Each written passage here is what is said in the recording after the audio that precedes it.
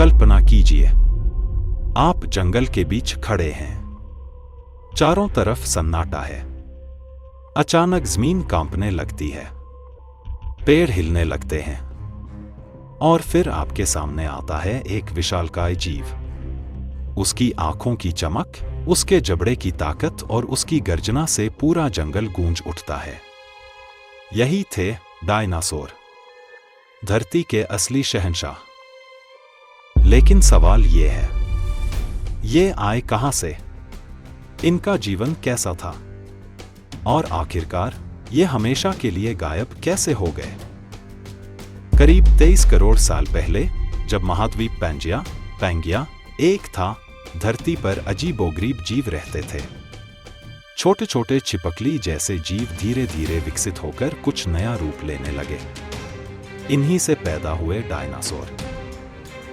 शुरुआत में ये छोटे और फुर्तीले थे, लेकिन समय बीतने के साथ ये विशालकाय और ताकतवर होते चले गए। एक ऐसा परिवार जिसने आने वाले 16 करोड़ साल तक इस धरती पर राज किया।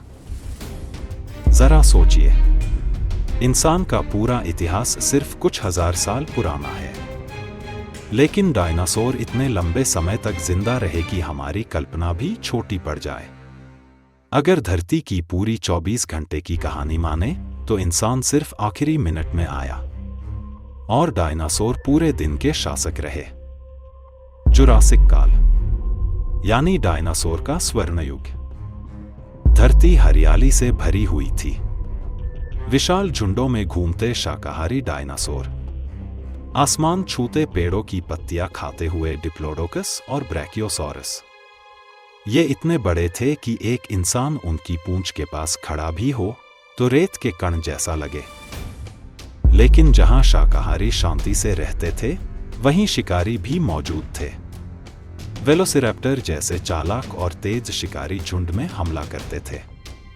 और सबसे डरावना नाम, टायरेनोसॉरस रेक्स। इसके दांत इतने बड़े थे जितनी इंसान की हथेली। जबड़े की ताकत इतनी भयंकर कि हड्डियां तक चूर चूर कर सकता था। अगर आप उस दौर में होते, तो जंगल में आपका हर कदम मौत के खतरे से भरा होता। क्रिटेशियस काल में डायनासोर की दुनिया अपने चरम पर थी।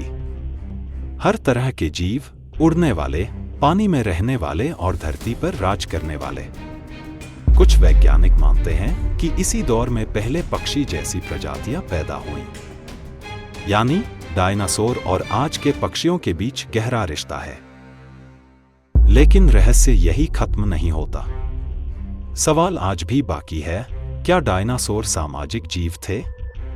क्या ये झुंडों में मिलकर रहते थे? क्या ये अपने बच्चों की देखभाल करते थे? इतनी लंबी हुकूमत के बाद भी इन जीवों के बारे में बहुत कुछ आज भी रहस्य है। लेकिन हर साम्राज्य का एक अंत होता है, और डायनासोर का अंत धरती के इतिहास का सबसे बड़ा हादसा था। 6.5 करोड़ साल पहले आसमान से एक विशाल उल्कापिंड धरती की ओर बढ़ा। ये उल्कापिंड करीब 10 किलोमीटर चौड़ा था और मैक्सिको के युकाटन क्षेत्र से टकराया। टक्कर इतनी भयानक थी कि धमाके से लाखों परमाणु बमों जितनी ऊर्जा निकली। सुनामी आई, जंगल जल उठे और राख के बादल पूरे आसमान में छा गए। सूरज की रोशनी महीनों तक धरती तक नहीं पहुंची। पौधे मरे, खाना खत्म हुआ और धीरे धीरे धरती के असली शहंशाह मिट गए। सोचिए, जिन जीवों ने 16 करोड़ साल तक धरती पर राज किया, वो कुछ ही हजार साल में गायब हो गए। लेकिन डायनासोर की कहानी यही खत्म नहीं होती। वैज्ञानिकों का मानना है कि आज के पक्षी दरअसल डायनासोर के ही वंशज हैं।